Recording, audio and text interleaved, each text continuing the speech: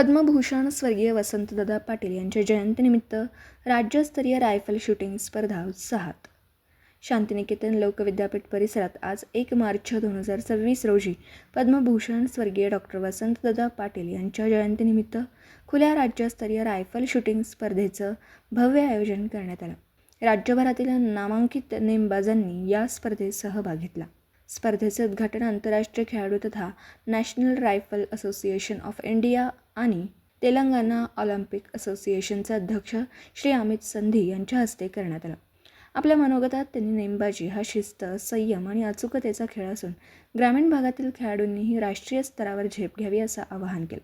यावेळी महापालिकेचे नवनिर्वाचित नगरसेवक हर्षवर्धनदादा पाटील प्रमुख पाहुणे म्हणून उपस्थित होते. तसेच महाराष्ट्र रायफल शूटिंग क्लबचे कार्याध्यक्ष गौतम भाऊ पाटील यांच्यासह मोठ्या संख्येने स्पर्धक, प्रशिक्षक व विद्यार्थी उपस्थित होते. स्पर्धेच्या उत्कृष्ट आयोजनाबद्दल उपस्थित मान्यवरांनी आयोजकांचं कौतुक केलं. राज्यभरातून आलेल्या स्पर्धकांनी विविध गटात आपली अचूकता आणि कौशल्य सिद्ध करत कडवी स्पर्धा रंगवली.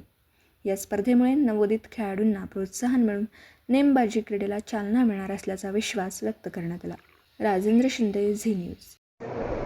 Organizer Gautam Patel ji, President of Sangli District Amateur Rifle Association, Pistol and Shooting Association, esteemed members of Maharashtra Rifle Association Club, coaches, officials, athletes, young athletes, parents of athletes, आप सबको मेरा नमस्कार.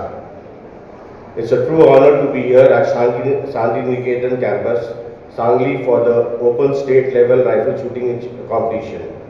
Thank you Gautam Patel ji and your entire team for arranging such a disciplined and well organized event. Before I move on, मैं आपको एक चीज़ बोलना चाह रहा था कि why I love coming to Sangli. Sangli में मैं क्यों आना चाहता हूँ हमेशा. सांगली मेरे दिल से बहुत क्लोज है. मेरे फादर सांगली में आए थे 55 years बैक, जब मेरे फादर के जेब में सिर्फ 1000 रुपये थे, जब उनके पास कुछ काम नहीं था. वो यहाँ आए, या Madhav Nagar spinning cotton and spinning mill में काम ज्वाइन किए एज ए मैनेजर. 7 साल 8 साल यहाँ काम किए, दिन रात बहुत कुछ सीखा सांगली से. वापस हैदराबाद गए. निमित्त दरवर्षी आपण या रायफल शूटिंगच्या स्पर्धा घेत असतो. कारखाना आणि शांतिनिकेतन घनिष्ठ संबंध आहे. या शांतिनिकेतनची घटना ज्यांनी लिहिली, मोठमोठे JP नाईक, PB पाटील साहेब, वसंतदादा पाटील, थोरात साहेब, लेफ्टनंट जनरल थोरात साहेब, खर्डेकर सर आणि कारखान्याचे जे चेअरमन असतात ते संस्थेचे पदसिद्ध अध्यक्ष असतात. दादांच्या पुण्यतिथीनिमित्त आपण जे रायफल शूटिंग स्पर्धा घेतो, त्यांच्या कुटुंबातले एक नाही, विशाल दादा, प्रतीक दादा, हर्षवर्धन यांना आपण आवर्जून बोलवत असतो.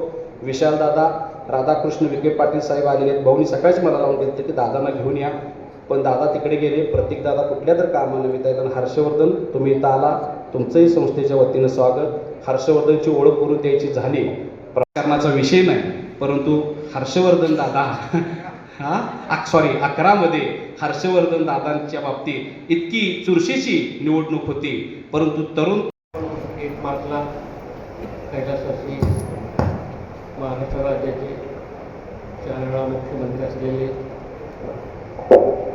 पद्मभूषण डॉक्टर वसंतदादा पाटील यांच्या स्मरणार्थ आपण या स्पर्धा गेली 10 ते 15 वर्ष बनवत आहोत.